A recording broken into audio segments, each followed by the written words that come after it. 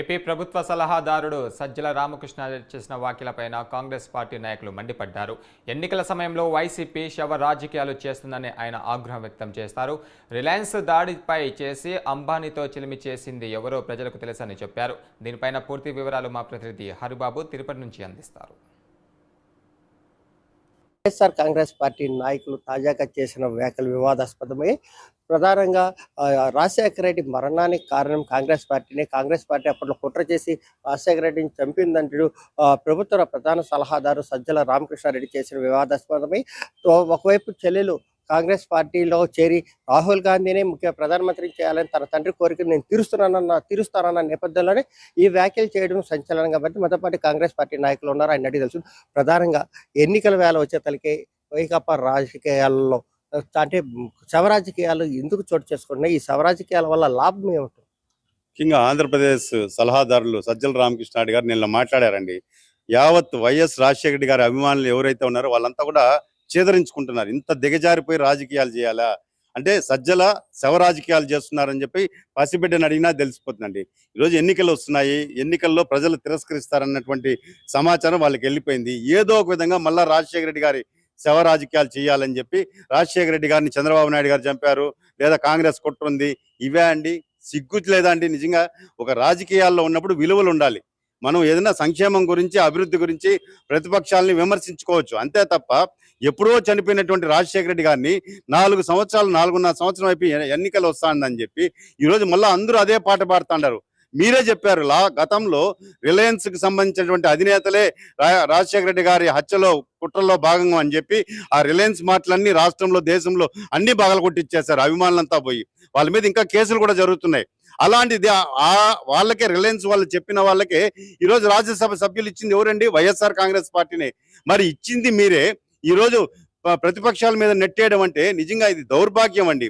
ఇంకొక పక్క వాళ్ళ సొంత చెల్లి, రక్తాన్ని పంచుకు పుట్టిన చెల్లి ఈరోజు మిమ్మల్ని చీకొట్టేసి కాంగ్రెస్ పార్టీలోకి వచ్చి మా నాయన చిరకాల వాంఛ వైఎస్ రాజశేఖర రెడ్డి గారు బతుకున్నప్పుడు కానీ చనిపోకముందు కానీ ఈరోజు రాహుల్ గాంధీని ప్రధానమంత్రిని చేయాలి, ఆయన ఆశయ సాధన కోసం నేను కాంగ్రెస్ లోకి వస్తున్నానని చెప్పి ఈరోజు ఆమె వచ్చి జాయిన్ అయింది. ఆమె కూడా మేమే పిలిపించుకున్నామంటారా?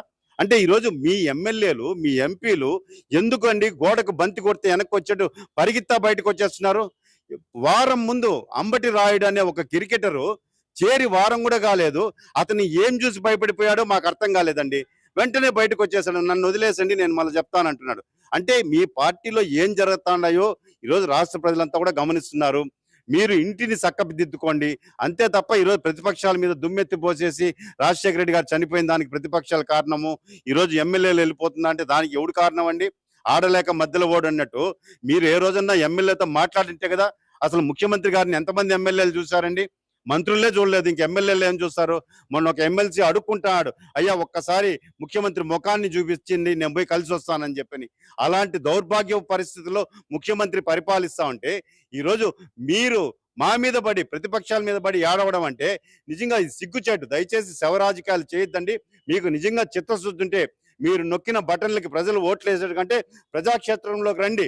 ప్రజలు ఏ విధంగా తీర్పిస్తారో రేపు కాలమే సమాధానం చెప్తుంది. అంటే ముఖ్యంగా ముఖ్యమంత్రి మొదటి నుంచి తాను అభివృద్ధి నవరత్నాలను నమ్ముకున్నాను, నవరత్నాలు ప్రతి ఇంటికి చేరుతున్నాయి, ప్రతి ఒక్కరికి నవరత్నాలు అందిస్తున్నాం, ప్రజలే మమ్మల్ని గెలిపిస్తారని మొన్నటిదాకా ప్రచారం చేస్తున్న ముఖ్యమంత్రి తాజాగా ఈ మార్పులు చేర్పుల అంశాలు కానీ లేదంటే ఎన్నికల సమయం దగ్గర పడుతున్న నేపథ్యంలో ఆ వ్యవహరిస్తున్న వైఎస్ఆర్ కాంగ్రెస్ పార్టీ నాయకుల వ్యవహారం కొంత వివాదాస్పదంగా ఎందుకు మారుతుంది?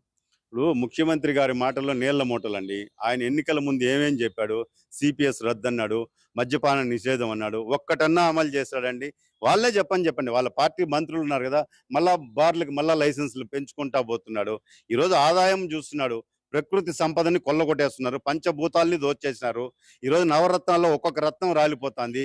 వాళ్ళ ఎమ్మెల్యేలు ఉన్నారు, ఆయన ప్రవేశపెట్టిన నవరత్నాలే కాకుండా వాళ్ళ ఎమ్మెల్యేలు జాతి రత్నాలు మొత్తం అందరూ ఒక్కొక్కరు వెనక్కి వెళ్ళిపోతా అన్నారు. ఎందుకు వెళ్ళిపోతున్నారో ఆ జాతి రత్నాలను కూర్చోబెట్టి ఒక్క రోజున అడిగుంటే ముఖ్యమంత్రి గారు ఎందుకు జారిపోతాంది అనేది విషయం తెలుస్తుంది. ఈరోజు మేం చెప్పడం కాదండి, ప్రతిపక్షాలుగా చెప్తే దుష్ప్రచారం అంటారు. ఈరోజు బయట వచ్చిన ఎమ్మెల్యేలు దండం పెట్టి సెల్యూట్ కొట్టేసిపోతున్నారు ప్యాలెస్ ముందర. ఎందుకు చేస్తున్నారు అనేది ఒక్కసారి ఆత్మ విమర్శ చేసుకోండి. మీ సలహాదారులే మీ పుట్టె ముంచుతారు. రాబోయే రోజుల్లో YSR Congress party Titanic ship పరిస్థితి ఏర్పడుతుంది. ఎటువంటి సందేహం లేదు. ప్రజలు సమయం కోసం ఎదురు చూస్తున్నారండి. అయితే ప్రధానంగా ఏదైతే వైఎస్ఆర్ కాంగ్రెస్ పార్టీ నాయకులు ఆరోపిస్తున్నారో కాంగ్రెస్ పార్టీ కుట్ర చేసిందని చెప్తున్న దాంట్లో వాస్తవం లేదు. గతంలో రాజశేఖర రెడ్డి మరణానికి కారణం రిలయన్స్ అధినేత అని చెప్పినటువంటి పార్టీ నాయకులు అప్పుడు ఆ సంస్థకు సంబంధించిన ఆస్తులను కూడా ధ్వంసం చేశారు. అయితే అదే రిలయన్స్ సంస్థకు సంబంధించినటువంటి వ్యక్తులకు కానీ లేదంటే ఆ సంస్థ యాజమాన్యానికి కానీ ప్రభుత్వంలో పెద్దపీట వేసి వాళ్ళకి ఉన్నత పదవులు అందించిన ఘనత కూడా జగన్మోహన్ రెడ్డి దాన్ని గుర్తించాలని చెప్పని